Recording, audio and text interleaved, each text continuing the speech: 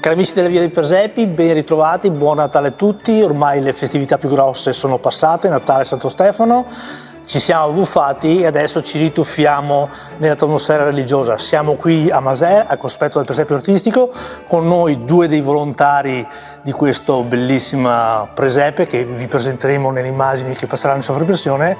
Facciamo dare la parola a Renzo, che è il capogruppo e a nome di tutti vuole raccontarci cosa c'è dietro di noi.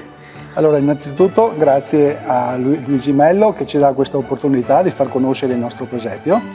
Noi siamo un piccolo gruppo di volontari appassionati e ne approfitto per ringraziarli tutti quanti del lavoro che hanno svolto insieme col sottoscritto. Anche quest'anno noi ci troviamo qua all'interno della chiesa parrocchiale di Maser. Abbiamo allestito questo presepio che adesso potete ammirare alle mie spalle.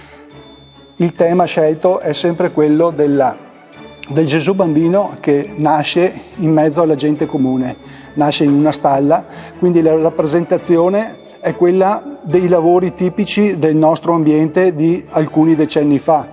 Un ambiente che ha visto i nostri nonni, i nostri bisnonni e che con le varie scene ci racconta quello che era la vita quotidiana delle generazioni passate.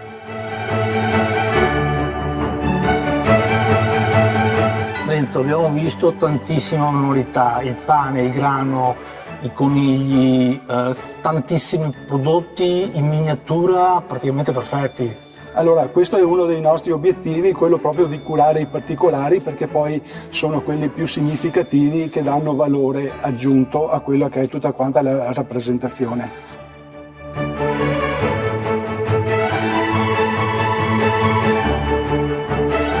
Allora, noi vi ringraziamo intanto per averci accettato e averci accolto qui in questo meraviglioso presepio artistico.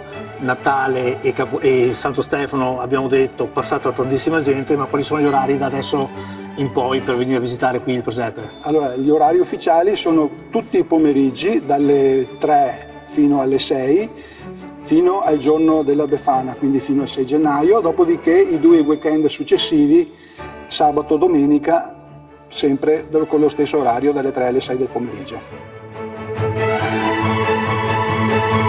Renzo, Lino, noi vi ringraziamo ancora, vi ringraziamo anche voi per aver visionato questo bellissimo presepio di Maser, non dimenticando però di ricordarvi di visitare tutti i presepi del vostro territorio, più che potete, perché gente come Lino, gente come Renzo investono il tempo prezioso rubandolo alla propria famiglia per creare queste bellissime opere d'arte e l'unico modo per dirgli grazie è andare a visitarle. Vi ringraziamo ancora e vi diamo appuntamento per le prossime puntate, ricordandovi che Maser vi aspetta. Grazie Renzo, grazie Lino. Grazie Luigi e tanti auguri di buone feste a tutti quanti e buon anno nuovo. E buon Natale.